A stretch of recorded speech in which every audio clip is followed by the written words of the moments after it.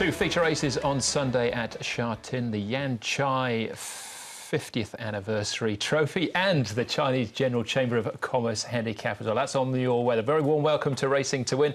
I'm Andrew Jeune. Good to have your company. I'm joined here in the studio by Paul Alley and Brett Davis. And Brett, firstly, glad I got that out of the way. The Yan Chai 50th anniversary trophy. Been a few anniversaries, of course, in this, during this week, hasn't there? So. 10 race programme. It's a good one.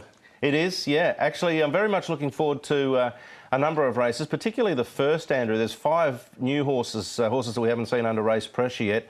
I think there's one particularly that looks a ready-made racehorse, and there's a couple of others that I don't think are far behind him ability-wise, but maturity-wise they may be. But it's an interesting race. And then the last race on the card, a couple of horses first up as well, Racing Supernova, Simply Invincible, the return of 50-50, who's got an outstanding form line. A couple of dirt races thrown in too. Absolutely, one of them being the feature. Paul, there's no jackpots as such, but Brett, just touching on that first race, some interesting first starters. The market on the opener, I know we're still a way out, but very interesting. Very interesting. There's 2 horses totally dominating the market there in race number 1. One's paying $180, one's paying $220, and then the next one's paying $29. So we'll get to the first race, but that looks good. As you said, 50-50, very exciting horse. Looking forward to seeing him run round again as well in the last. And throughout the card, there's some quite even races in the middle part of that card as well. So should be a good afternoon's racing. Yeah, looking forward to it. All right, we're on the B+2 course for Sunday's programme. 10 races, 2 of them being on the all-weather, and 8 on the turf, of course. We kick things off with a Class 4 of the 1,000 metres. Are restricted to contest these 5 first starters then. Amazing Satchmo, Empire of Patch, Impeccable Fellow, Alkari, Amazing Star. Get back to Lucky Lucky, beaten favourite on his first 2 starts so far, and Lucky Striker, they put the blinkers on for the first time. He's first up for his second start of his career. Yeah, obviously a bit of unknown factors here with the newcomers, but Lucky Lucky should be able to jump towards the front. Amazing Star's got natural pace. I think actually Empire of Patch can be where Amazing Satchmo is. I know Amazing Satchmo led in a recent trial over 800 metres, but he's a little bit awkward out of the gates. Alkari might be just sitting in behind. He might be beaten for a bit of pace with Impeccable Fellow, but Lucky Lucky and Amazing Star likely to sort of set the fractions early, I would have thought. Here's one of the first starters, Alkari, with Caristetin aboard. I'll show his 2 gallops. He's 1188 pounds, so he's quite a big horse. He's the one on the far side, 354, just with a partner there. But he's going well enough. That's his first gallop on the 30th of September. Then I quite like this one on the 4th of October. Now, he's closest to us this time, and he's stretching out really nicely here with Go-Go Win, and we know that Go-Go Win's quite a good track worker normally. So I have been taken with this horse's track work. Here's the current second favourite at the moment, Amazing Star. He trialled very well recently, and his track work's been pretty good. This is his last gallop just leading into this particular race. He hasn't done any majorly fast work, but hopefully we will see that trial. And Lucky Lucky, 3rd start now. He's had 2 starts, so he'll be very fit. And he's sort of had excuses at both his 2 starts. His work's good leading into this as well, and he's the current favourite. Yeah, $1.80 at the moment. All could change. Probably a good place to start as well. Lucky Lucky, whether he's favourite or not, he's got the 2 starts under his belt, but as Paul said, it's with excuses. Yeah, look, young horse, they're entitled to a poor performance, and the old adage, give them 3 chances. Paul's kept reminding me about that pre-show, and it's a fair point too, particularly with a young horse, but he did a lot wrong at the Valley. He had excuses, choked down first up. The trials leading in were terrific, and he was sort of talked up as being a pretty serious animal. So I think he gets his opportunity to stride to the front, get the outside rail, and is worth another chance. But the young horses that we haven't seen, I think, have all got some talent. Yeah, they definitely have. He's going to have his work cut out, there's no question. But, yeah, look, he got lost there, I thought, in front. He wandered around, didn't know what he was doing. Barrier 12 on the C+3. Barrier 12, wide on the pace. He's got that rail to help him, so this is his opportunity. If he doesn't do anything in this race, then we'll have to revisit it. Yeah. All right. Yeah. OK, so that's Lucky Lucky, our current favourite. Before we have a look at some of the first starters, let's hear from Zach Purton. He'll be riding one of them. That's Amazing Star. Zach, Amazing Star. He's had 2 barrier trials. You've been on board for both. They've looked good. Yeah, he's certainly got speed. He can jump and run. You know, whether he's got the strength at the end of his race, we'll find out on the weekend. How forward do you feel he is for this first up run?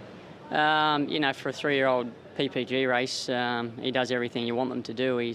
He begins very well, and that's a big asset in these types of races. So he's going to be in the right spot, and you know, from then on, it's up to his mental strength. just as a horse, what's he like? Yeah, he's given me a nice feel. I quite like him, and I'm looking forward to riding him. Zach, just touching on the restricted factor of this race, so for 3-year-olds only imported as PPGs or ISGs, that trial was very good. Some nice They horses ran in fast time. They're a minute 0.9, and nothing I like more in the Wizard of Oz, the horses that are chasing. So they're very smart gallopers.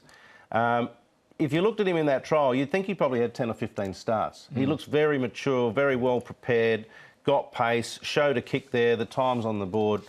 Ready-made racehorse, as I said before. I think he's hard to beat. Looks that way, doesn't he? And those three were well clear of anything else. And obviously, Wizard of Oz, great performer, and Nothing I Like More is going to be heading that way as well. He's unbeaten here in Hong Kong. So he's done everything right. Looks tough to beat. His brother ran on Wednesday night, Cheerful Jet, and ran quite well. Ran third, full brother. Thursday. So the Thursday night evening. Yeah, that's right. Yeah. He might It's been a short week. So. Yeah, he might maybe gallop it. But so he went well, so it could be a big week for the family. Interesting, out of the other trial that he was in, it was against Hard Promise. Hard Promise beat him, but Alkari was sort of fourth in that trial, just chasing up behind, and I thought he showed plenty of potential. He's a big horse. He's got a lovely long action. Placed under pressure, he's some chance of maybe losing balance and sort of losing that action, but I rate him as a bit of a danger at a price. Yeah, a Hard Promise Group placed in Australia as well, and ran well on debut. Let's have a look at another amazing Sashmo, David Ferraris and Neil Callan. He's had the two trials. This is the one that he won over 800 metres. Now, he's a big horse. You talked the other one's 11.88, Alkari. Well, this boy's 12.83.